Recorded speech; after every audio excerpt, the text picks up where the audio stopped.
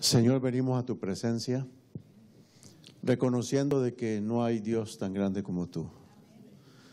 Reconociendo de que eres el Dios que nos aceptas en medio de nuestras luchas, en nuestras dificultades, en medio de nuestros errores, y que podemos venir a ti, el único que nos ama, el único que nos perdona, el único que nos redime, el único que entiende nuestros dolores, nuestras fallas, nuestros sentimientos. Señor, venimos a ti porque ¿a quién más iríamos sino solo a ti? Gracias, Padre, porque has provisto para nosotros durante todos estos días. Gracias, Señor, porque en medio de las pruebas y las dificultades tú nos sostienes en alto. Gracias, Señor, porque cuando aún estamos en medio de las tinieblas, en medio del valle de sombra de muerte, tú estás con nosotros. Ayúdanos, oh Dios, a levantar los ojos y a dejar de contemplarnos a nosotros mismos o contemplar a otros, y ayúdanos a contemplarte a ti, oh Divino Salvador. Padre, tú conoces cada corazón acá en este lugar. Tú conoces la lucha de cada uno. Tú conoces la prueba, el sufrimiento, el dolor, la inquietud, la angustia que cada uno puede estar teniendo. Conoces las súplicas de cada corazón. Te rogamos, Señor, que conforme a tu misericordia y conforme a la fe, tú respondas. Pero ayúdanos a entender, Señor, que lo que tú decías siempre será lo mejor. Y ayúdanos a tener la humildad, la sencillez para aceptar tus decisiones y tener el valor, tener la firmeza de seguir adelante, pase lo que pase. En tus manos nos encomendamos, clamamos el perdón y clamamos tu gracia en el nombre de Jesús. Amén.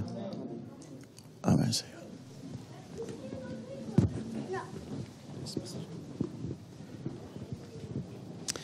Esta mañana tenemos, como siempre, un invitado especial, una visita que viene de la Iglesia Emanuel. Así que este es el tiempo para el hermano Esteban Romero. Gracias, hermano, por su colaboración y que Dios lo bendiga.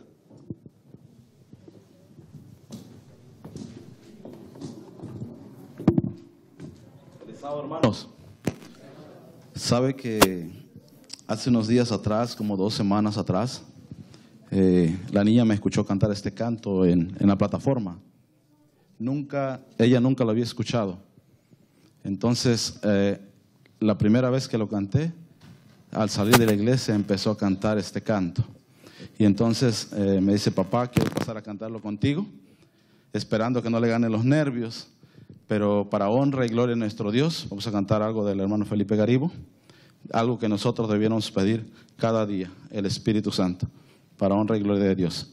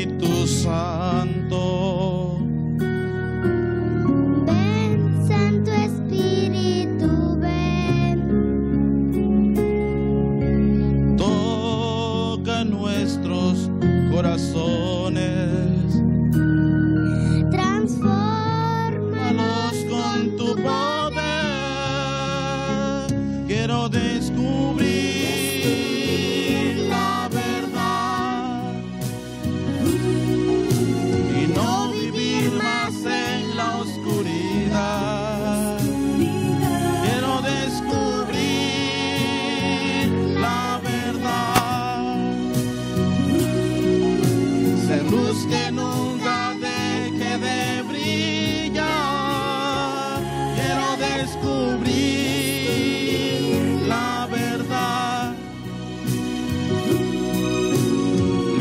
como el águila vola. Quiero descubrir la verdad y caminar sin miedo hasta el final. Qué lindo es nuestro Dios, hermano, cuando nosotros damos nuestro ejemplo a nuestros hijos.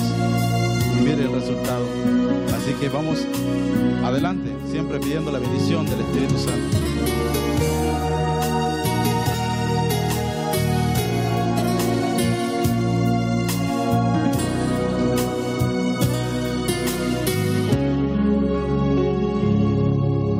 Ven, Espíritu Santo.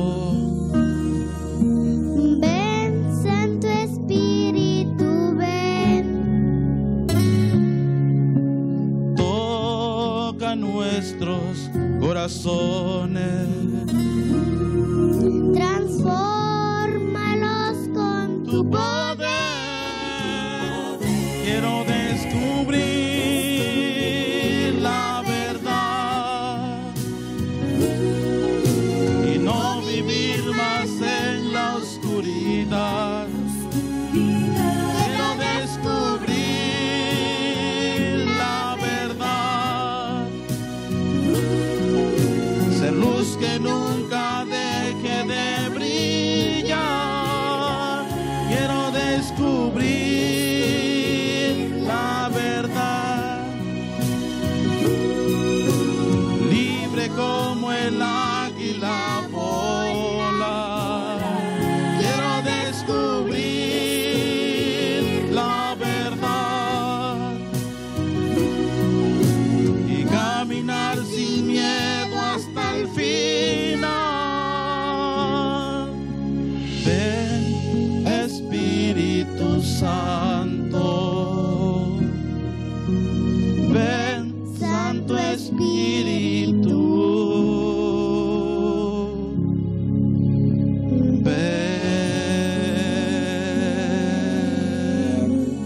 Amén.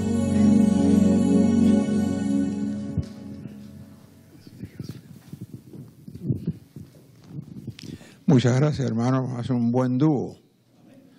Tienen el mismo tono. Parece que la hija ha heredado del padre. Qué bueno. Voy a decir algo que quizás el pastor Quintana se acuerda. Hace unos 20 años atrás, el pastor Quintana y yo nos encontrábamos todos los días en la iglesia, en la escuela de Burton. Trabajamos separados, él estaba por otros lados, yo estaba por otros lados, pero allí nos encontramos en la escuela porque su servidor llevaba al nieto varios días a la semana y allí estaba el pastor. Yo me parqueaba siempre detrás del carro del pastor, trayendo a los hijos. En ese tiempo los muchachos eran jovencitos todavía, pero han pasado por lo menos 20 años. Cuando me jubilé, siempre mi preocupación era ir a una iglesia donde yo no fuera controversial para el pastor en ese momento. Y recordarme siempre que yo no soy el pastor más, que era el pastor de la iglesia. Así que fue difícil poder escoger el lugar donde ir para no ser un problema para el pastor en su autoridad, en sus decisiones. Por motivos que yo no escogí, Dios me mandó a la iglesia de Grand Prairie. Nosotros siempre queríamos venir a la iglesia del West, pero por motivos inexplicables caímos en la iglesia de Grand Prairie. Y allí pues me di cuenta que el pastor era el pastor Quintana. Tengo que reconocer que aunque tenemos dos personalidades diferentes, completamente diferentes, pero el pastor Quintana fue un jefe, vamos así decirlo, que me abrió las puertas en la iglesia, en el distrito, para que yo hiciera lo que me diera la gana. ¿Entienden eso ustedes? O sea que el pastor Quintana nunca me leyó la cartilla. Dice, mire, usted puede llegar hasta aquí. Yo no tuve nunca que ejercer el dominio propio, decir, no, esto es del pastor o esto es mío. Simplemente el pastor me dijo, pastor, esta es su iglesia Y yo he sido el pastor junto con él, o sea que hemos sido dos pastores. Yo se lo agradezco mucho y se lo digo públicamente hoy. Yo no sé cuántas cosas malas tendrá el pastor, no es duda que tenga un montón de ellas, pero las buenas, es que fue un hombre muy humilde y sincero conmigo y me dejó funcionar. O sea que nunca tuvo celos de que yo fuera a opacar su personalidad o su mando como el pastor. Y se lo agradezco tremendamente. Porque nosotros los pastores viejos ya jubilados se nos olvida eso. Y queremos seguir con la batuta en la mano. Entonces él fue capaz de soportarme, de dejarme hacer lo que yo quisiera. Así que le doy gracias que me permitió trabajar 18 meses junto con Bernabé y otros más en la construcción del templo cuando él era el pastor. Así que yo lo agradezco también. Y hoy, por supuesto, todas las cosas tienen su límite, llegan a un final. Ellos se están despidiendo de nosotros, se están despidiendo, no podemos decir en un tono de paz o de alegría. Ellos están pasando por un momento tremendo.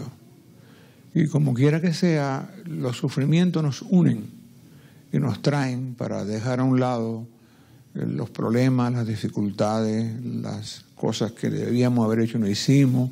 O sea que ellos se están yendo quizás a otro lugar, no sabemos todavía exactamente dónde va, pero se están yendo en un tono triste por la pérdida de su hija.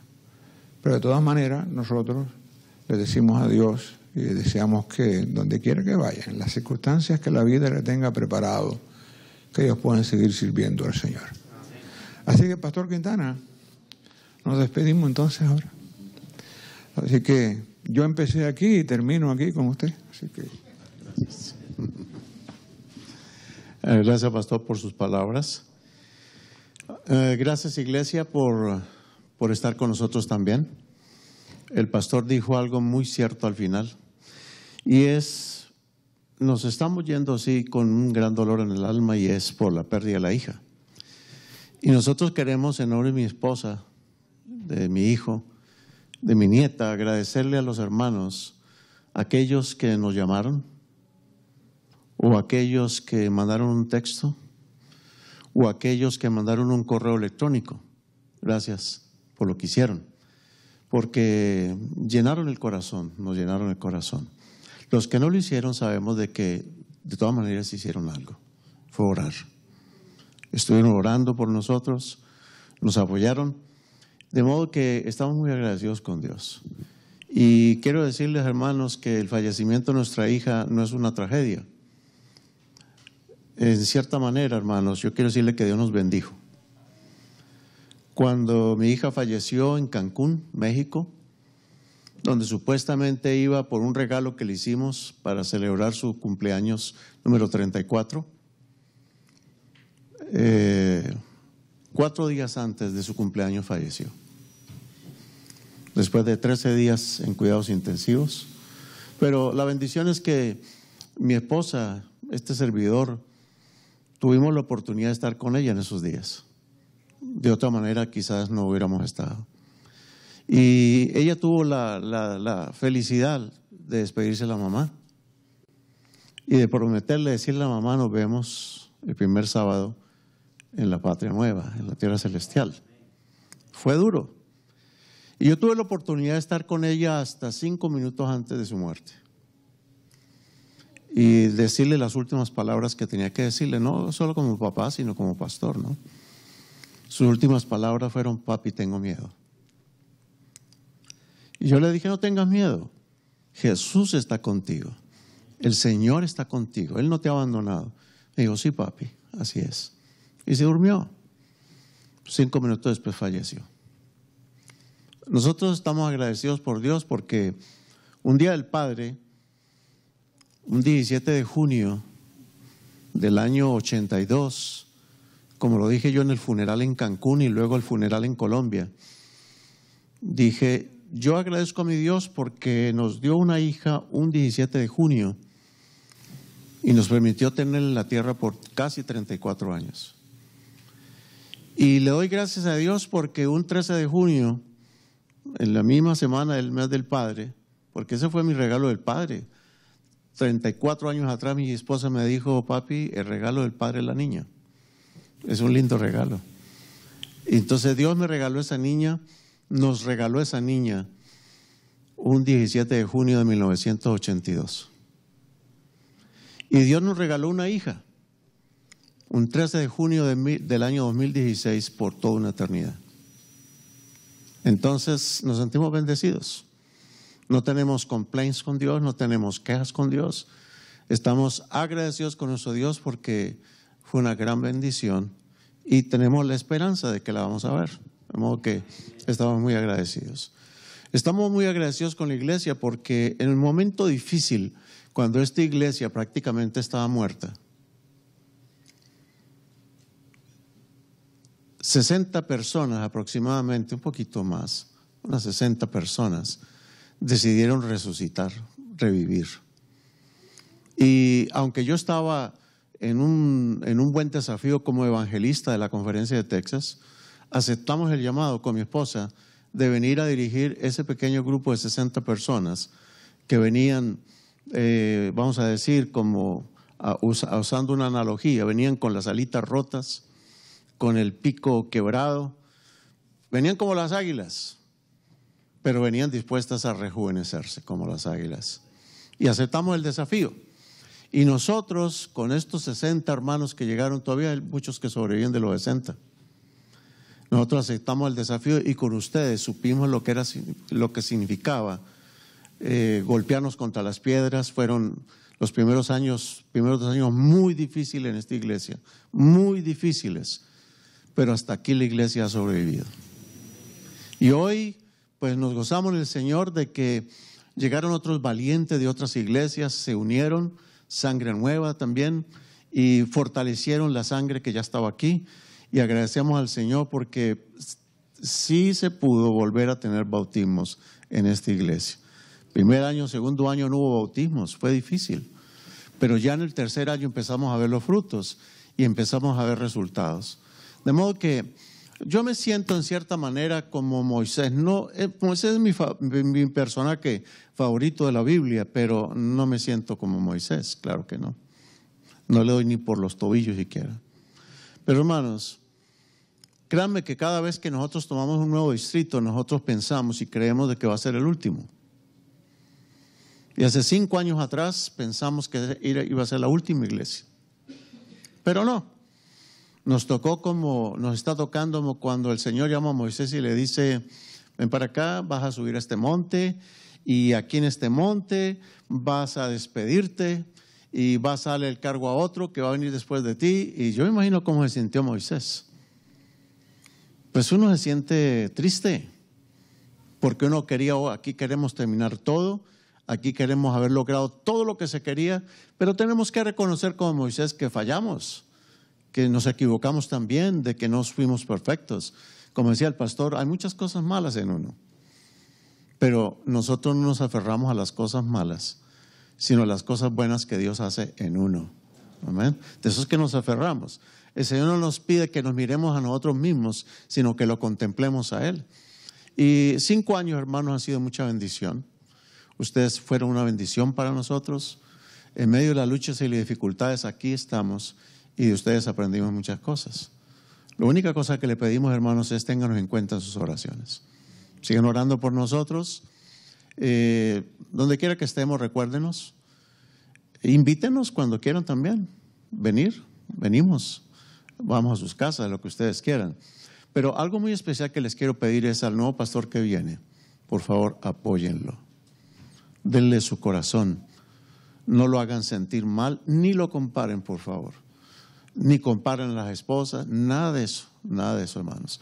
El pastor que venga, denle su apoyo, denle su corazón, sean solidarios, sean éticos, sean amorosos y trabajen, porque ustedes no van a trabajar para él, sino ¿para quién? Van a trabajar para el Señor. Vamos a orar para compartirles este mensaje en esta mañana. No lo voy a llamar un mensaje de despedida, porque el mensaje no es mío. Son las palabras del Señor a una iglesia que va a enfrentar el nuevo desafío de un nuevo varón que les va a guiar. De modo que es el mensaje de parte del Señor para la iglesia. Vamos a orar. Padre Santo, ha llegado el momento de abrir tu palabra. Te imploramos que tu Santo Espíritu sea el que dirija todo, que sea para tu honor y tu gloria y que esto sea para edificación de nosotros como iglesia. Lo pedimos en el santo nombre del Señor Jesús. Amén. Amén. A orillas del Jordán. ¿Cuántos de nosotros nos sentimos que estamos a orillas del Jordán ya? Todo lo que está pasando nos indica de que el Señor está a las puertas. Alguien dirá, pero eso lo andan diciendo desde el pastor Paulín o del pastor Pérez Marcio. Hermanos, es que para el Señor 1000 años son como un día. Si hace 50 años nos decían esto, eso hace que en el reloj de Dios hace 5 segundos. No es nada. De modo que sí es válido decir, estamos a las puertas del regreso del Señor. Y yo hubiera querido que esta fuera la última iglesia. Nosotros esperamos que la próxima sea la última entonces. Esperamos de que pronto el Señor regrese. Eso es lo que nosotros más queremos. Es lo que nosotros más queremos en nuestro corazón. Pero, ¿qué decirle a nuestra amada iglesia en esta hora, hermanos? Un versículo que utilizamos muchas veces y seguiremos utilizando. ¿Qué dice Romanos 15:4? Porque las cosas que se escribieron antes, ¿para qué fueron escritas?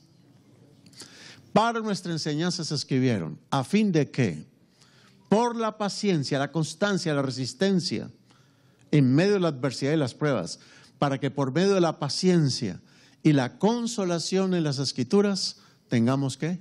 Esperanza. De modo que hemos de traer a memoria, hermanos, un pasaje que fue escrito y se escribió antes, ¿para qué? Para nuestra enseñanza. ¿Quién no conoce la historia del pueblo de Dios a orilla del Jordán? Y solamente les menciono los textos, ustedes los conocen, anótenlos si quieren. Pero, ¿quién no recuerda haber leído alguna vez en el libro de Números cuando Moisés, guiado por Dios, manda a 12 espías a la tierra de Canaán? Nosotros ya tenemos espías en la tierra de la Canaán celestial. Ya fueron. Tenemos gente de la nuestra allá. Y hemos recibido visiones, hemos recibido mensajes donde nos dicen que la tierra que nos espera es buena o no. Sí lo sabemos. Sabemos que lo que Dios nos va a dar es mucho mejor de lo que nosotros tenemos aquí en la tierra. Pero la historia nos cuenta en Números 13:25 hasta el capítulo 14, versículo 10, de que los espías regresaron con buenos racimos de uvas. Que los espías dijeron, sí, wow, el fruto es maravilloso, lo que Dios nos ha prometido es precioso, la tierra fluye leche y miel. Pero hermanos, el cielo es lindo, pero es muy difícil ir al cielo. Es muy difícil. A veces lo que Dios pide es muy difícil. Él promete esto, pero es muy difícil. Y la gente, recuerden ustedes los 10 espías lo que comenzaron a decir. Esa gente gigante. Hay muchas personas que miran los gigantes, miran los problemas y sienten que sus problemas son más grandes que Dios. Y mientras uno contempla al gigante, pues uno va a sentir que la tierra se lo va a tragar también de paso. Ellos dijeron, los moradores de aquella tierra son gigantes y la tierra se traga a sus moradores. Las murallas son muy altas. Nos sentíamos como pulgas en medio de todos estos gigantes. Y mis hermanos, solamente 2 varones, Josué y Caleb. Y lo que más anhelamos es que esta iglesia tenga muchos Josués y muchos Calebs. Que los gigantes son gigantes, sí, pero nuestro Dios es más grande que nuestros problemas. Que la tierra se traga a sus moradores, sí, pero el Señor nos lleva sobre sus alas.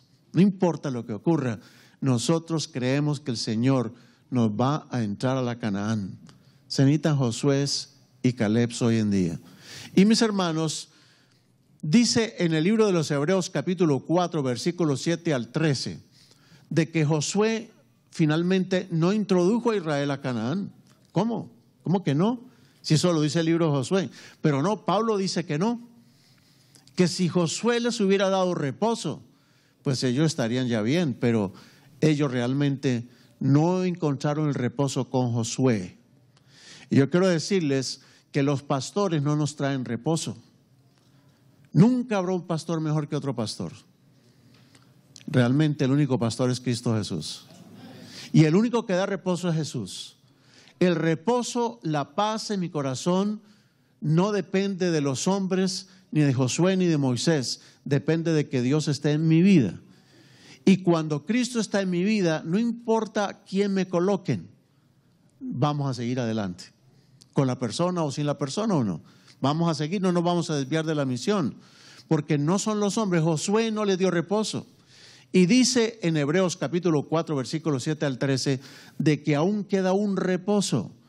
Y ese reposo está pendiente. Aún no hemos entrado en el reposo. Y falta poco para que nosotros entremos en el reposo. Veamos. Dice, sin embargo, que hay algo que Dios quiere que nosotros consideremos seriamente. Ahora estamos en esta tierra, estamos en esta iglesia, nos movemos de aquí para allá. Pero lo que realmente importa para nuestro Dios no es lo que nosotros podamos aparentar, ni las cosas grandes que podamos hacer. Lo que importa para Dios es la intención con que nosotros hacemos las cosas. Eso es lo que Dios mira. Dice Hebreos capítulo 4, versículo 12 y 13, que Dios o la palabra de Dios discierne los pensamientos y los sentimientos del corazón, y todo está desnudo y patente a los ojos de aquel a quien hemos de dar cuenta. Eso es lo que nosotros debemos tener en cuenta en esta hora, hermanos. Eso es lo que Dios nos dice. Dios dice, ok, hayan lo que hayan hecho, yo quiero que tengan en cuenta una cosa. Yo voy a tener en cuenta los pensamientos y los sentimientos de los corazones. Nada está cubierto delante de Dios, todo está desnudo, está patente ante los ojos de aquel. Me gusta la siguiente versión, veamos esta versión antigua. Dice que Dios discierne los pensamientos y las ¿qué? Y las intenciones del corazón. Uno puede hacer grandes cosas por la iglesia, pero con malas intenciones. Uno puede desempeñar cargos muy buenos, pero de pronto con intenciones equivocadas. Uno puede aspirar muchas cosas en la iglesia, pero con intenciones equivocadas. Y hermanos, lo que va a contar finalmente para Dios es lo que teníamos adentro. ¿Por qué yo actué así? ¿Por qué yo hice esto? ¿Por qué yo dije esto? ¿Por qué dije lo otro? Dios va a mirar las intenciones del corazón de cada uno de nosotros. Eso es lo importante. Porque no es lo que yo haga por el Señor, es lo que el Señor hizo por mí. ¿Eso es claro o no es claro? No es lo que yo haga, sino lo que el Señor hizo por mí. Y motivado por lo que el Señor hizo por mí, entonces hice esto, hice aquello, o de pronto aquello no lo hice. ¿Por qué? Porque el Señor estaba en mí. Eso es lo que el Señor va a mirar finalmente. Avancemos un poco. Hermanos, hoy se habla de la generación de los baby boomers, ¿es que llama? Yo soy ya de la generación de los baby boomers. Se habla de la generación de los mil, ¿cómo es? Del milenio. Aquí estamos con la generación del milenio. Pero algunos como el pastor y yo ya somos de los baby boomers. Nos dicen todavía babies. Baby boomers. Somos de la generación baby boomer. Hermanos, hubo una generación. Yo diría que una de las generaciones más bendecidas, bienaventuradas y felices de toda la historia de la humanidad. Y fue la generación de la Pascua, de la primera Pascua. Esa generación que según dice Números 14, 21 al 24, salieron de Egipto. ¿Qué otra generación, aparte de la que vivió en tiempo de Jesús, aparte de ellos, qué otra generación vio que el mar se abría? ¿Qué otra generación vio una columna de fuego que se puso detrás de ellos y era tinieblas para los egipcios y era luz para el pueblo de Dios? ¿Qué generación vio eso? ¿Qué generación en la historia de la humanidad vio caer maná del cielo? ¿Qué generación desde los tiempos antiguos hasta el día de hoy vieron sacar agua de una peña seca, de tierra seca? ¿Qué generación vio? ¿Qué generación ha existido en la tierra cuyos pies no se hincharon por 40 años? Que sus ropas no se desgastaron, que sus zapatos no se gastaron. ¿Qué generación hubo? No ha habido una generación como esa. ¿Qué generación tuvo la misma presencia de Dios viviendo con ellos al lado de vecino? ¿Qué generación? Esta ha sido la generación más bienaventurada de toda la historia de la humanidad. Un pueblo dirigido por Dios. Un pueblo que cuando avanzaba, avanzaba porque veían que la nube se subía. Y entonces ellos a desarmar carpas, tiendas, a desarmar todo y nos vamos. Y la nube se movía en el día y ellos tenían sombra en un desierto. Y en la noche se volvía columna de fuego para darles calor en medio de los fríos de los desiertos. Y con ese fuego espantaba a las serpientes, espantaba a los escorpiones. ¿Qué generación pudo haber habido así, hermanos? Nunca ha habido una generación como tal. Sin embargo, las 600,000 personas mayores de 20 años que salieron, no estamos hablando de los viejitos, ni de las mujeres, ni de los niños. 600,000 varones. Esa generación se perdió toda, menos 2. Entonces, hermanos, mi supervivencia no depende de milagros. Mi supervivencia no depende de cosas maravillosas que ocurren. Mi supervivencia no depende de que tengamos grandes líderes. Mi supervivencia no depende de que venza todos los obstáculos, de que el mar de los problemas se nos abra. No depende de eso mi supervivencia. De que yo viva cada día y reciba el pan de Dios cada día, de eso no depende mi supervivencia. Josué y Caleb entraron a la Canaán terrenal, los únicos 2. Pero toda una generación desperdiciada, ¿o no? Y lo que más quisiera Dios decirnos hoy, nosotros adventistas del séptimo día somos una generación muy privilegiada también. Porque nosotros somos la generación del mensaje del tercer ángel, de los 3 ángeles. Nosotros somos la generación del día de la expiación del santuario 1844. Nosotros somos una generación con una luz tan extraordinaria, tan asombrosa, cual nunca otra ha habido. Somos un pueblo muy bienaventurado. Pero el Señor nos dice, todavía falta un reposo y parece ser que algunos no han entrado en ese reposo, ni van a entrar en ese reposo. Hermanos, Dios quiere que nosotros aprendamos ciertas lecciones. El pueblo que entró a la Canaán terrenal no entró gracias a Moisés, no entró gracias a Josué, no entró gracias a Caleb, entraron fue por la gracia de Dios nada más. Pues solamente la gracia de nuestro Dios. Y eso se va a repetir. Pero hermanos, yo tengo que compartirles a ustedes lo que el Señor dice en su palabra y las advertencias que nos hace. Y lo que vamos a decir ahora, o lo que Dios nos va a decir, es para mí, es para todos nosotros, para que lo llevemos bien marcado en el corazón. Vamos a ver. Dice la Escritura de que el pueblo de Israel, los 599,998 no entraron porque simplemente tentaron a Dios en 10 ocasiones diferentes.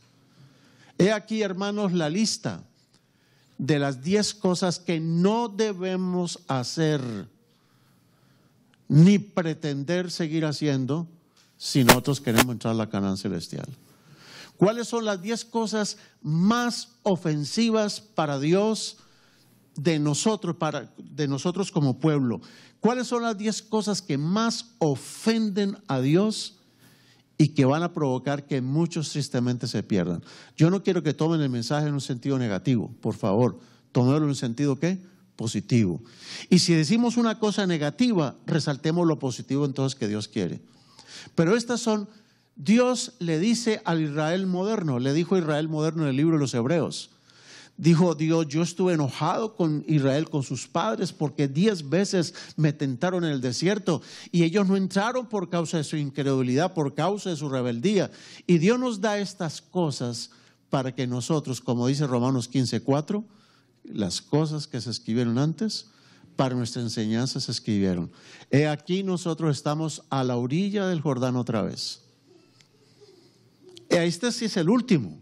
Estamos a punto de entrar a la Canaán celestial. Y nosotros nos vamos y pastores vendrán y se irán. Y líderes vendrán y se irán o se morirán.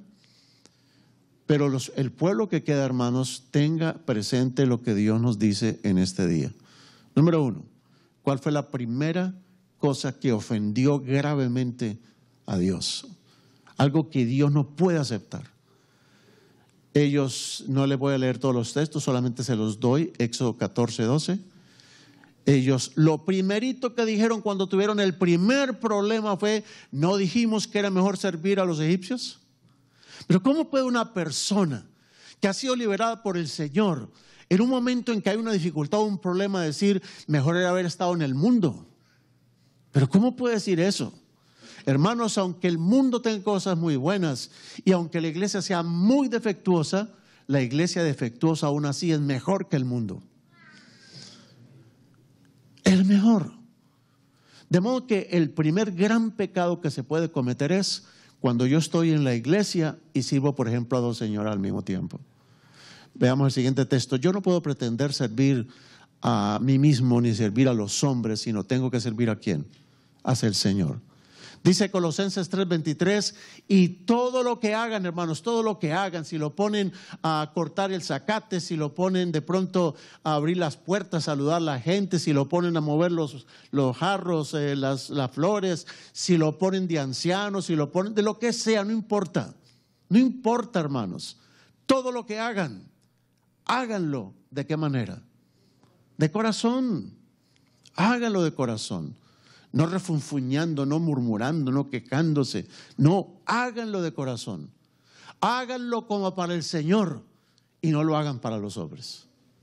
Eso es lo que se nos está diciendo. Y mira lo que dice el versículo 24 de Colosenses 3. Dice: sabiendo que del Señor recibiremos la recompensa de la herencia.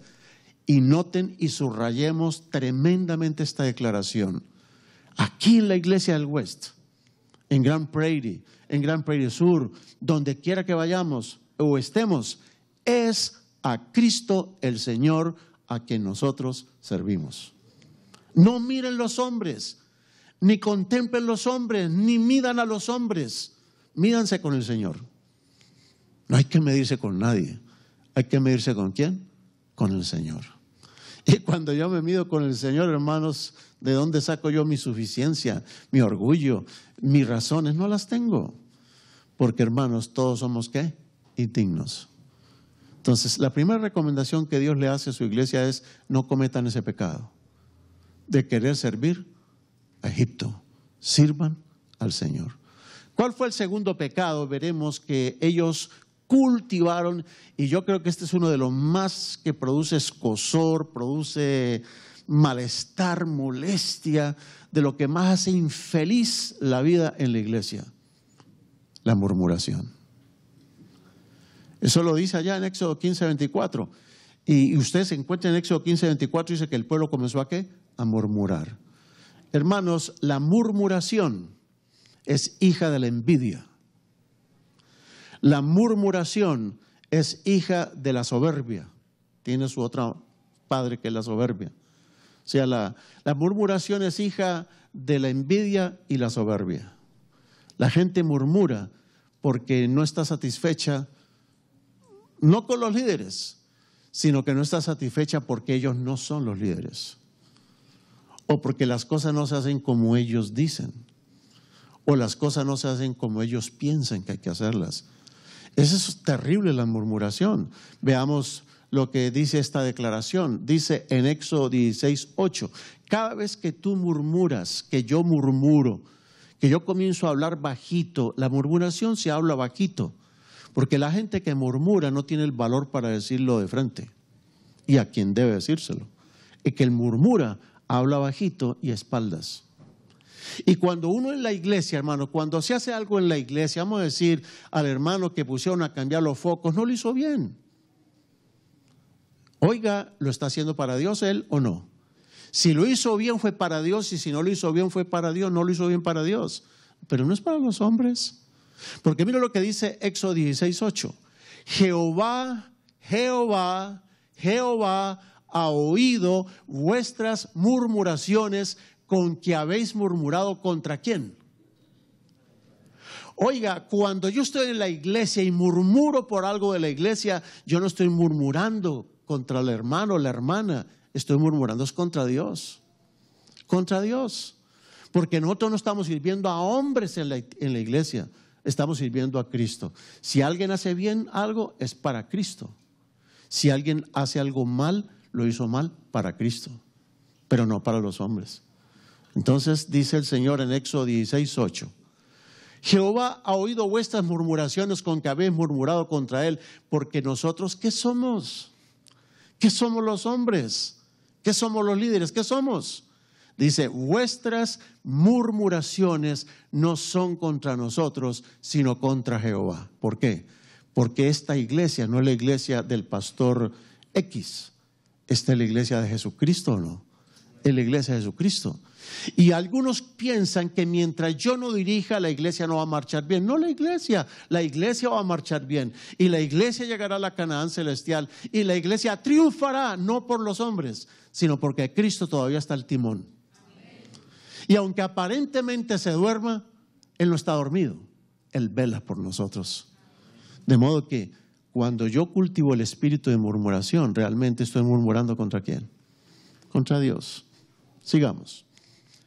Dice 1 Corintios 8:12, pecando contra los hermanos e hiriendo la débil conciencia de los hermanos, ¿contra quién pecamos realmente? Cuando uno llega a una persona y uno lo daña con los comentarios que uno está haciendo, uno está hiriendo la conciencia débil de esa persona y lo malea y daña a esa persona. Y esa persona se vuelve un amargado también, un resentido. Que dice la Escritura, pecando contra los hermanos e hiriendo la débil conciencia de los hermanos, realmente contra Cristo es que estamos pecando. Y nadie se va a salvar por estar en la iglesia. Se va a salvar por estar en Cristo y permanecer en Cristo. Hermanos, el tercer error que Dios pide que nosotros evitemos a toda costa si queremos entrar a la Canaán celestial es la mundanalidad. Esta gente había salido de Egipto, pero realmente salieron de cuerpo, pero no de corazón. Ellos añoraban las ollas de Egipto, añoraban esa vida que llevaban en el mundo. Y llegaron a la iglesia trayendo las costumbres del mundo y en la iglesia siguen cultivando las costumbres del mundo. Si yo estoy en la iglesia y todavía sigo cultivando las costumbres del mundo, las actitudes del mundo, las vestimentas del mundo, la manera de ser del mundo, hermanos, yo salí de Egipto con las ollas y estoy en este peregrinaje con las ollas de Egipto todavía. No, Dios nos pide a nosotros que echemos definitivamente ¿qué? Las ollas, mejor dicho, ni las pongamos en un yarcel, eliminémoslas. No más ollas de Egipto. Dios dice, veamos lo que dice en Lucas 16:13, ningún siervo puede servir a dos señores, porque o aborrecerá a uno y amará al otro, o se apegará a uno y despreciará al otro. No podéis servir a Dios y a las riquezas. ¿Sabe, hermanos? Por estar sirviendo a las riquezas, por eso a veces no tenemos ni tiempo para las cosas de Dios, ni para orar, ni para hacer la obra, ni para venir a los cultos, porque andamos demasiado sobrecargados de trabajo. No se puede servir a dos señores, no se puede servir a dos señores. Bueno, avancemos, hermanos. ¿Cuál es la cuarta cosa que ofende sobremanera a Dios? Y que Dios dice que lo tentaron en el desierto. En Éxodo 17:4 dice que comenzaron a altercar por problemas del acueducto, por problemas del agua, por problemas que habían. Comenzaron a altercar. ¿Qué es un altercado? Cuando gente alterca es porque están ¿qué? Peleándose entre los hermanos, altercando. Porque yo lo hago mejor que tú, no, tú no lo haces mejor que mí, tú no me tienes en cuenta, tú sí me tienes en cuenta, altercan. Hermanos, los altercados no es lo que Dios acepta en la iglesia, porque en la iglesia estamos ¿para qué? ¿Para servir a quién? A Dios, para servir a Dios. Entonces, ¿por qué peleamos entre los hermanos por cosas de la iglesia? ¿Por qué peleamos? No debemos altercarnos por cosas de iglesia. Cada quien simplemente trabaje para el Señor. Veamos esta declaración, hermanos. Dice Mateo 12:25, todo reino dividido, y eso es lo que el diablo quiere. Si el diablo quiere lograr que una iglesia se pierda, lo va a hacer perdiendo, peleándose entre ellos. Un primer síntoma de que la iglesia se va a quedar al otro lado del Jordán es que los hermanos comienzan a pelearse entre ellos, a altercar. A veces por tonterías, hermanos. A veces por cosas insignificantes. Altercados. Y de cada pequeña cosa arman un altercado. Todo reino dividido contra sí mismo es asolado. Y toda ciudad o casa dividida contra sí misma no se mantendrá en pie. ¿Queremos mantenernos en pie? Echemos fuera los altercados. No más tonterías que nos estén dividiendo. Es triste que hay gente que a veces se priva de tomar la Santa Cena simplemente porque no quiere humillarse con otro.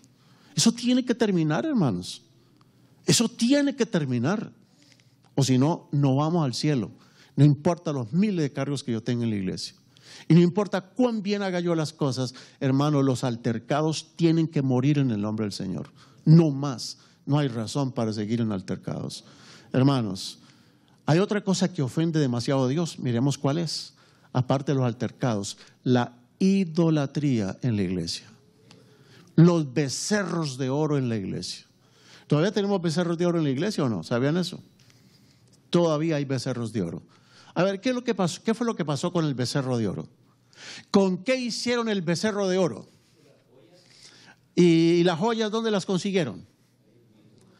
En Egipto, ¿quién se las dio? Dios. Dios hizo que los egipcios le dieran las joyas, les dieran oro, plata, bronce, tejidos finos. Dios hizo que les diera todas las riquezas. Ellos eran unos pobres, esclavos, miserables esclavos, que no tenían ni dónde morir, no tenían propiedad, no tenían nada. Pero cuando salieron de Egipto salieron ricos y Dios les había dado toda su riqueza. Entonces el becerro de oro, ¿cómo lo hicieron? Desviando lo que Dios les había dado y dándole un uso común. Todo aquello que me está desviando de mi servicio a Dios es un becerro moderno. Y su becerro moderno puede ser su motocicleta, o puede ser su troca, o puede ser su televisión, o puede ser su trabajo, o puede ser hasta su familia. Se puede convertir en un becerro moderno. Porque todo aquello que me impida servir a mi Dios de todo corazón es un becerro de oro. Entonces, hermanos, a Dios, una vez le preguntaron a Jesús: Señor, ¿cuál es el mandamiento más grande de la ley? ¿Se acuerdan qué contestó? ¿Cuál es el mandamiento más grande? Amarás al Señor tu Dios con toda tu ¿qué? Con toda tu mente, con todo tu corazón, con toda tu alma, con todas tus fuerzas. Y el segundo mandamiento, dijo, es parecido: amarás a tu prójimo como a ti mismo. Pero no dijo amarás a tu prójimo con todas tus fuerzas, con todas tus almas, con toda tu mente, con todo. No. Al único que se le ama con todo, sentimientos, emociones, riquezas, fuerza, con el corazón, mente, alma, con todo, solo es a Dios.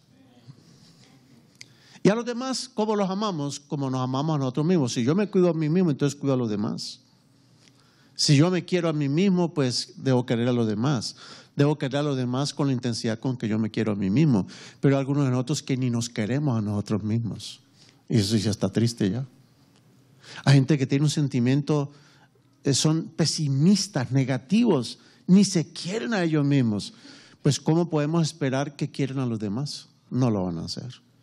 Entonces, hermanos, la quinta cosa ofensiva con nuestro Dios es la idolatría. ¿Y qué es un ídolo? Un ídolo es todo aquello que me separa de mi devoción, de mi adoración y de mi servicio a Dios. Avancemos un poquito. ¿Cómo fue que Aarón cayó en semejante problema del becerro de oro? Es increíble que Aarón, el sacerdote, haya caído en ese pecado. Y miren ustedes lo que las siervas del Señor dicen de Aarón. Y ese es un problema muy serio, hermanos. Aarón tenía una oportunidad para mostrar su fe. O sea, surgió un problema.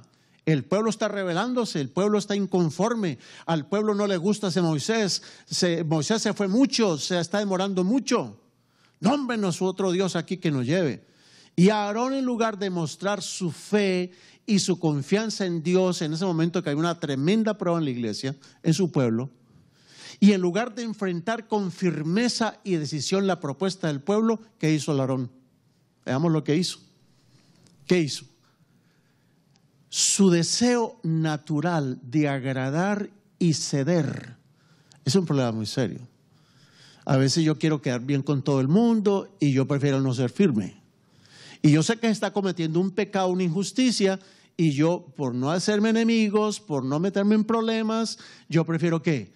Agradar y ceder ante la presión del pueblo. Y yo sé que de pronto lo que estoy haciendo no es correcto y lo que este grupito está tratando de hacer, de estar produciendo presión, va a causarle daño a la iglesia, y yo, por no enemistarme con ellos, hago lo que ellos dicen. Eso es triste, hermanos, ¿o no? Muy triste. ¿Me hago entender? Está claro lo que está diciendo la pluma inspirada. Aarón, con su deseo natural de agradar y de ceder ante la presión del pueblo, eso lo llevó a ¿qué? A sacrificar el honor a Dios. ¿Cómo? Cuando yo quiero estar agradando a todo el mundo y cedo a la presión de la gente, yo estoy sacrificando el honor que le debo a Jesucristo, el honor que le debo a Dios. Bueno, miremos el sexto pecado aborrecible delante de Dios, la incredulidad. Eso lo dice allá en Números 14:11. Ya la primera vez que están a punto de cruzar el Jordán, decidieron no creer en Dios. Hermanos, la incredulidad es ofensiva y hay muchas formas de cultivar la incredulidad. Veamos, por ejemplo, qué nos dice el Señor en la palabra en Romanos 14:23. Lo que no proceda de fe, ¿es qué? Es pecado. Nosotros sabemos lo que tenemos que hacer, sabemos a quién servimos, pero empezamos a decir el pero. Yo aborrezco la palabra pero. Uno dice algo y la persona que lo está escuchando dice, sí, pero... Uy, hermanos. Hermanos, que esto y esto y esto. Sí, claro que sí, estoy de acuerdo, pero... El pero, hermanos, es sembrar dudas. Sí, lo que dices es muy lindo, pero... En las cosas de Dios, en el servicio a Dios, no hay lugar para la duda. Vamos a hacer, ¿qué dice la palabra de Dios? ¿Qué dice la pluma inspirada? ¿Qué dice las normas de la iglesia? ¿Qué dice? Ok, si así está de acuerdo lo que Dios dice y la iglesia dice, vamos a hacerlo. Pero cuando yo comienzo a sembrar dudas, ¿qué pasa con las dudas? Miremos a ver qué pasa con las dudas. Bueno, ahorita les voy a leer la declaración. Más adelantito la voy a leer. La séptima cosa que ofende sobremanera a Dios es la rebelión.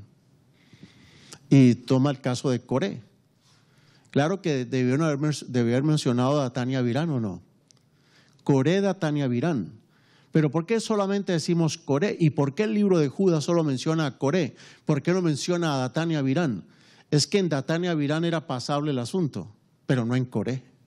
Coré era un levita. ¿Y cómo es posible que un ungido se rebele contra los ungidos? Eso no puede ser. Y Coré organizó una terrible rebelión en Israel. Y ese hombre, hermanos, junto con todos sus secuaces, se los tragó a la tierra. Y a los que ofrecían incienso los quemó Dios. Si hay algo que Dios no puede aceptar en la iglesia es la rebelión en la iglesia. Que se rebelan. Es triste, hermanos, de que hay muchos de los nuestros que se han rebelado, no por la doctrina. Lo más increíble y lo más inaudito, lo más, ¿cómo es la palabra? Bueno, inaudito, increíble, lo más, es que no hay palabra para decirlo. Es que hay gente que se ha separado de nosotros no por la doctrina. Están creyendo las mismas cosas de nosotros. Simplemente se separaron de nosotros porque no se aguantan a los dirigentes. Porque no se aguantan, no quieren ese sistema de gobierno. Y entonces forman rancho aparte. Eso es rebelión tipo Coré. Todavía si se apartan de nosotros por la doctrina, eso es más plausible, entre comillas. Es decir, estos adventistas andan guardando el sábado, resulta que el día del Señor es el miércoles. Ok, se apartan por doctrina. Pero hay gente que se ha separado de nosotros, van a otras iglesias creyendo las mismas cosas de nosotros y siguen diciendo, nosotros somos adventistas del séptimo día, siguen creyendo lo mismo que nosotros creemos, pero rechazan la autoridad. No queremos sus dirigentes y quieren tener otros dirigentes. La rebelión, hermanos. Veamos otra declaración. Dice en Judas 11, ay. ¿Qué quiere decir la expresión ay? Dios dice, ay de los que siguieron el camino de Caín. ¿Cuál fue el pecado de Caín? Se pasa a una posición de atacar a sus hermanos de antaño. Ay de los que usan la internet, utilizan los medios de comunicación, utilizan los panfletos, los escritos para atacar a los hermanos de antaño. Ellos siguieron el camino de Caín. Ay de aquellos que por ganar dinero se entregaron al error de Balaam. Eso ni siquiera es por doctrina. Es que, hermanos, ninguno de los tres es por doctrina. Creen lo mismo que nosotros. Pero sin embargo, atacan a los hermanos como Caín, se van para otro toldo porque simplemente van a ganar mejor allí que permanecer aquí debajo de la misma carpa, y perecen en la rebelión de Coré, rechazo a todo tipo de autoridad. Los unos atacan a los hermanos, los otros están por negocio en otros movimientos, y los otros simplemente es que no aceptan el tipo de autoridad. Hermanos, eso es terrible delante de nuestro Dios, la rebelión de Coré. Mejor, si uno está practicando cualquiera de estas cosas, lo mejor es que se lo traiga a la tierra a uno, ¿no? Así no hace más daño.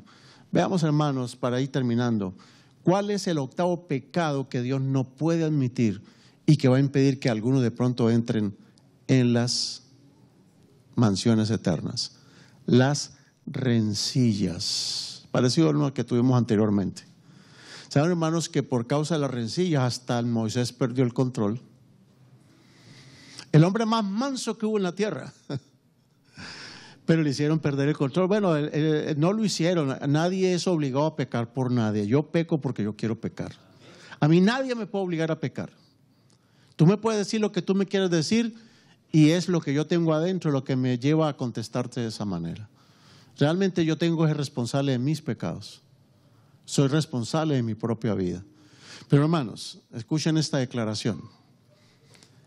Las rencillas, ¿qué es una cosa es un altercado y otra cosa es una rencilla? ¿Cuál es la diferencia entre el altercado y la rencilla?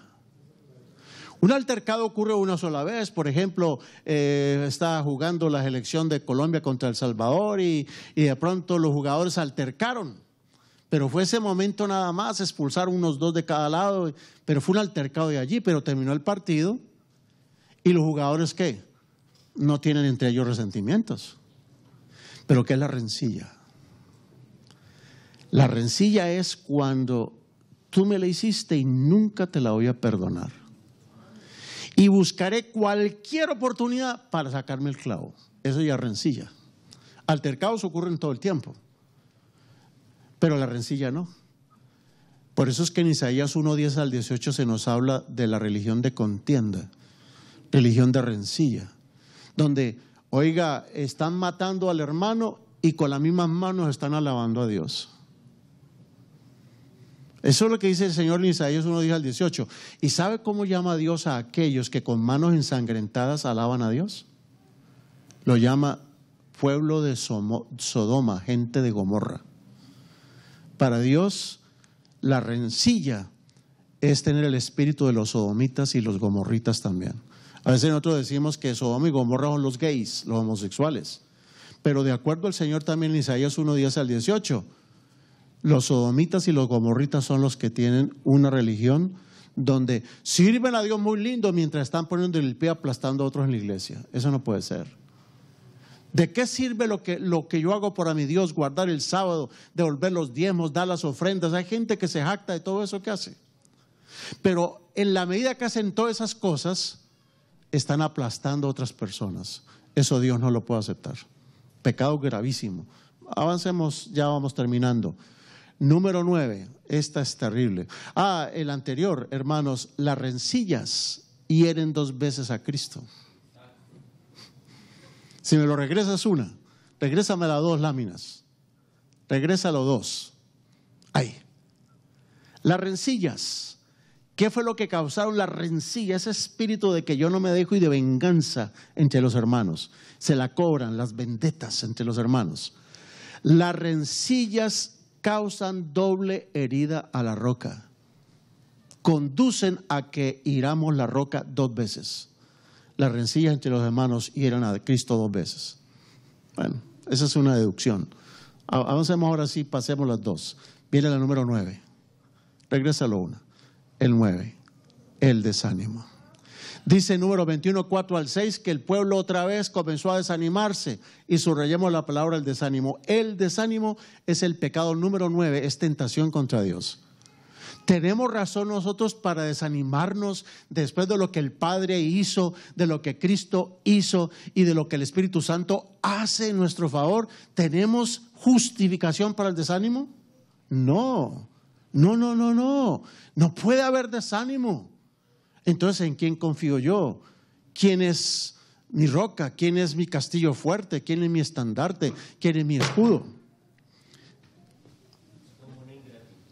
Terrible. Ahora leamos la declaración en cuanto a lo que es el desánimo o la duda. Dice, Mensajes Selectos, tomo 3, página 169. Es pecado dudar. ¿Es un pecado qué? Cuando alguien te diga de alguien, no escojas dudar, no lo hagas por amor a Dios. Escoge creer. Y te está mintiendo, el que queda mal es él. O sea, el que te está diciendo tal cosa y es mentira, está pecando. Y si tú escoges dudar, estás pecando. Nosotros no hemos sido llamados para dudar. Hemos sido llamados para creer. Y es que alguien dice, pero es que me quieren ver la cara cuadrada. No, nadie te quiere ver la cara cuadrada. Se la están viendo a Cristo, no a ti. ¿Por qué lo tomas personal? No dudes de nadie. No dudes. Cree todo, en este país me encanta. Tú puedes decirle al gobierno todo lo que tú quieres y el gobierno te lo cree o no. ¿Cuál es el problema? El día que te, como decimos en el Spanglish, el día que te cachan en la mentira, te va a ir gravísimo. ¿Qué es lo que le ha pasado a estos 4 nadadores norteamericanos? Ganadores de medallas de plata y tremendos. Se pusieron a inventar una historia de que los habían atracado allá en el Brasil y eso les dio razón para destruir los baños por allá de una gasolinera y los filmaron. Y dieron declaraciones a la policía de que los habían asaltado, atracado. Mentiras. ¿Cómo están hoy en día? Terrible. Hermanos, cuando alguien te diga algo, créele. No te está mintiendo a ti. ¿Está mintiendo a quién? A Dios. No dudes. Yo te voy a subrayar lo que dice Manuscritos tomo 3, Mensajes Selectos tomo 3. El pecado es pecado ¿qué? Dudar. La menor incredulidad, si se acaricia en el corazón, envuelve el alma en la culpa y trae grandes tinieblas y desánimo. Anoten la cita. Mensajes Selectos tomo 3, página 169, o tómale la foto a la declaración. ¿Es pecado qué? Dudar. Yo le he pedido tanto a mi Dios en mi vida, Señor, ayúdame a creer, no a dudar. Porque es que cuando la persona escoge dudar, sufre. El que duda sufre mucho, porque no confía en nadie, no confía ni en su sombra. Pero el que escoge creer, bueno, alguien dirán que es un tonto, no importa que le digan que es un tonto. ¿Se das cuenta que no era cierto? Ok, no me mintió a mí, le mintió fue a Dios. Pero yo me lavo mis manos, me las limpio, porque yo no cometí el pecado. Él cometió el pecado de mentir y yo cometí el pecado de dudar. ¿Quién es mejor de los dos? ¿Quién es mejor de los dos? ¿El que miente o el que duda?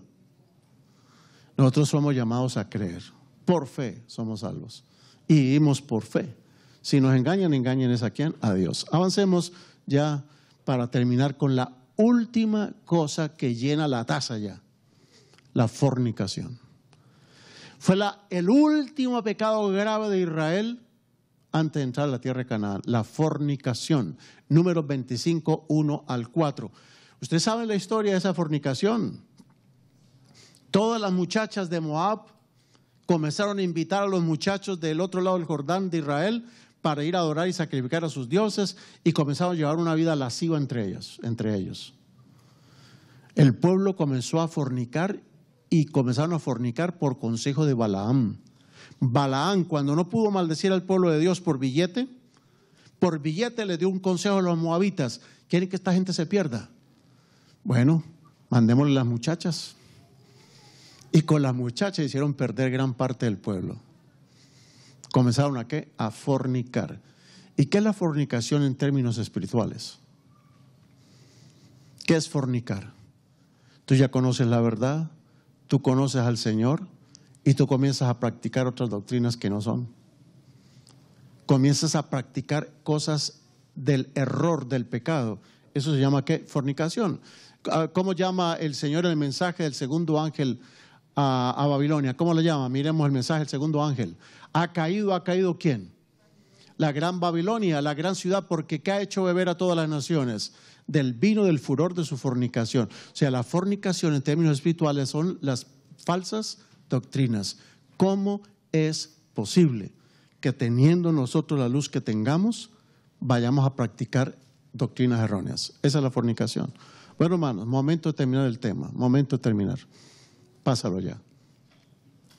Dice Evento de los Últimos Días, página 36, cita muy conocida. Durante 40 años, la incredulidad, la murmuración y la rebelión impidieron la entrada del antiguo Israel en la tierra de Canaán.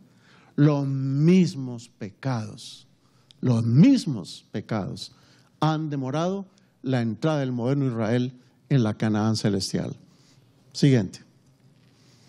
Los mismos pecados, los mismos 10 pecados. Hermanos, estamos ahora a punto de entrar a la Canaán celestial. Y antes de que entrara a la Canaán terrenal, Dios le dijo a Josué, mira, yo quiero que le digas al pueblo lo siguiente. Importantísimo en el cierre esta parte.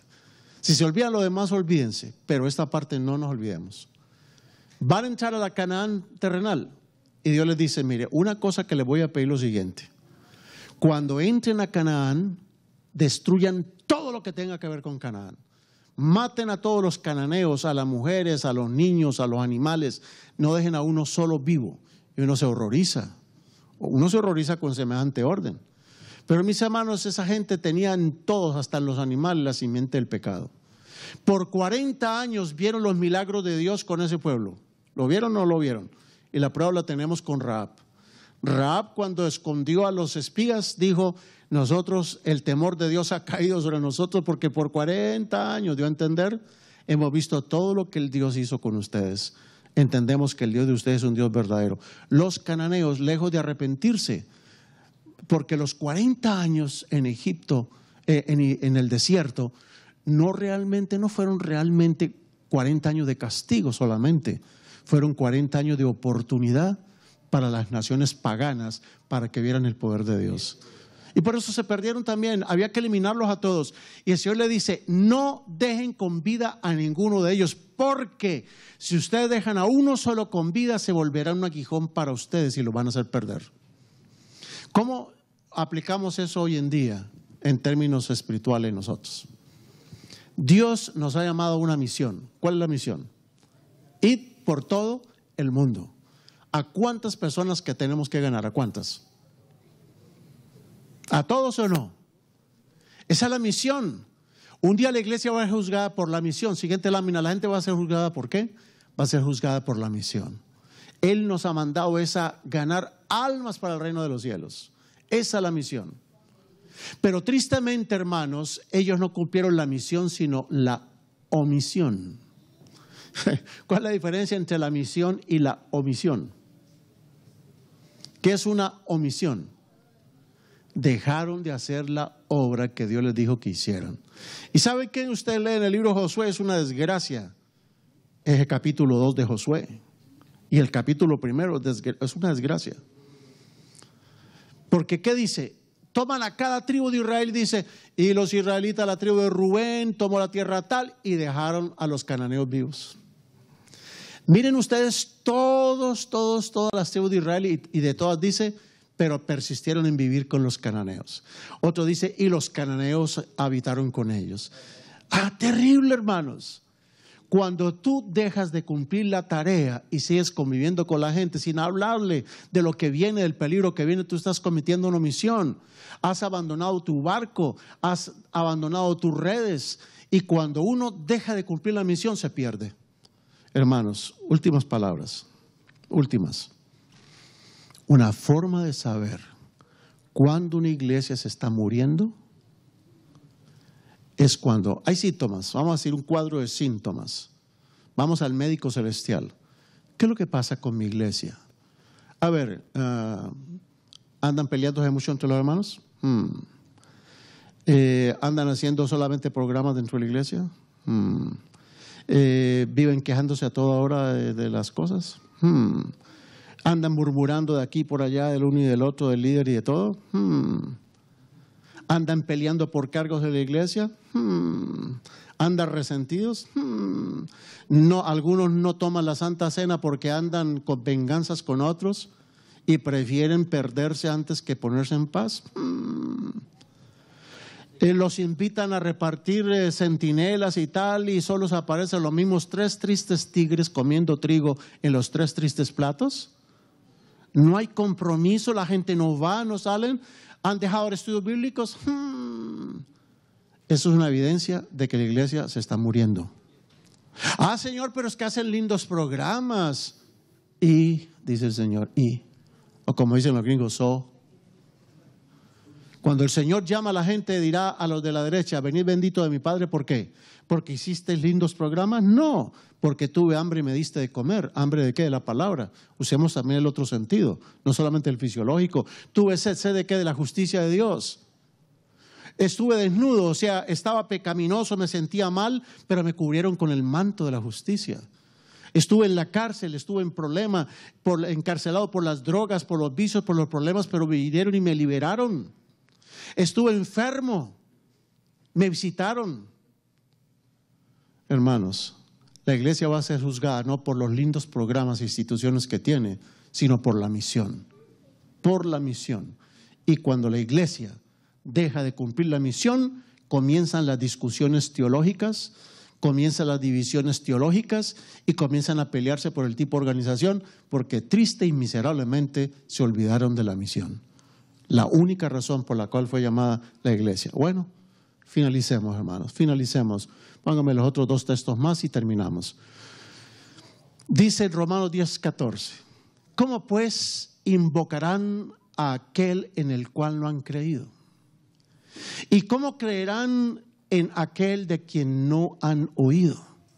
¿Y cómo oirán sin haber quien les predique? Entonces, ¿qué es lo que el Señor le pide a la iglesia? Siguiente texto. ¿Qué es lo que el Señor nos pide a nosotros? Siguiente. ¿Qué es lo que el Señor le pide a la iglesia del West? Está bonita la iglesia, ¿no? Dice el Señor: acuérdese, iglesia del West, ustedes son linaje escogido. Ustedes no son cualquier cosa. Bien escogiditos fueron por Dios. Son linaje escogido. Son real sacerdocio. ¿Ustedes son qué? Nación santa. Ustedes no son montonera. Ustedes son nación santa. Ustedes son un pueblo adquirido para la posesión de Dios. ¿Para qué? ¿Para qué? ¿Qué dice? ¿Para qué fuimos escogidos? Siguiente. ¿Para qué fuimos escogidos? Siguiente texto, ¿para qué? Avísemela allí que pase la siguiente lámina. ¿Para qué fuimos escogidos? Para que anunciemos las virtudes de quién, del pastor que estaba aquí o el que va a venir. No, nosotros somos simples seres del mundo, mortales, que digo. Somos seres mortales, defectuosos, débiles. No, las virtudes de aquel Jesús que hoy llamó de las tinieblas a su luz admirable. Terminamos ahora sí, la última ya. Por tanto, hermanos, no olvidemos que lo que queda todavía, un reposo para el pueblo de Dios, un reposo. ¿Cuándo será ese reposo? Cuando entremos a la Canaán celestial. Ojalá que ninguno en esta iglesia se llegue a perder por ninguno de los 10 pecados que aparecen allí. Bueno, yo quiero preguntar en esta hora, hermanos, ¿hay alguien en esta iglesia? Déjalo ahí ya. ¿Hay alguien en esta iglesia que quisiera ponerse de pie y decir: Señor, yo quiero servirte solo a ti? Quiero seguirte sirviendo solo a ti. Señor, límpiame de todo pecado que yo haya cometido y que realmente me está impidiendo entrar a la Canaán celestial. Señor, ayúdame a ser un instrumento para que otros puedan ser salvos. Señor, ayúdame a no ser un tropiezo más en la iglesia. Ayúdame a darme completamente a tu servicio. Amén. Vamos a orar. Te agradecemos, Señor, porque nos ha permitido estudiar la palabra. Gracias por las admoniciones que nos das, porque tus admoniciones son para nuestra salvación. Señor, aceptamos el mensaje. Ayúdanos con tu Santo Espíritu a poder reivindicarnos, a poder eliminar todo aquello que nos aleja de ti, y ayúdanos a ser santos, gente santa, pueblo adquirido, linaje real, que anunciemos solamente las virtudes de aquel que nos llamó de las tinieblas a la luz admirable. Lo pedimos en el nombre de Jesús. Amén. Permanezcamos de pie, vamos a cantar el himno final.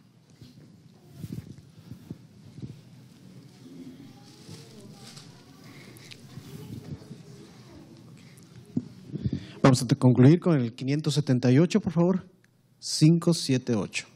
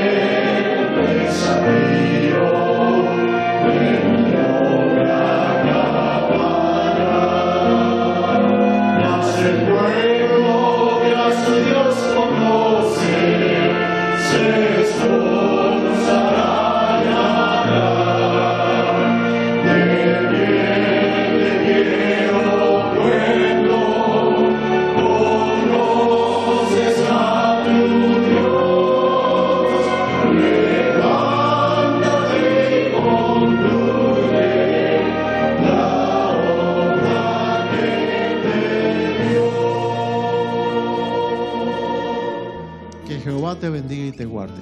Que Jehová haga resplandecer su rostro sobre ti y tenga de ti misericordia.